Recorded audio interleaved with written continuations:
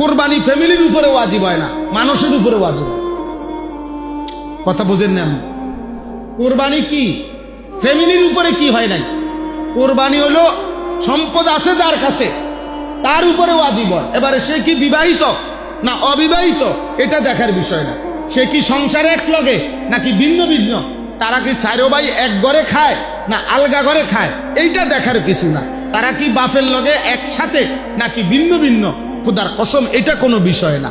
পোলাটা বিয়ে করছে না বিয়ে করে নাই এটাও কোনো বিষয় না। কোরবানি হলো সম্পদের হিসাব।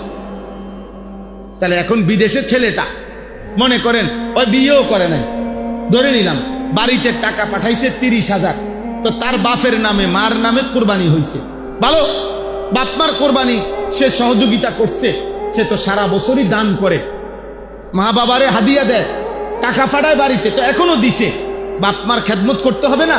তো করছে।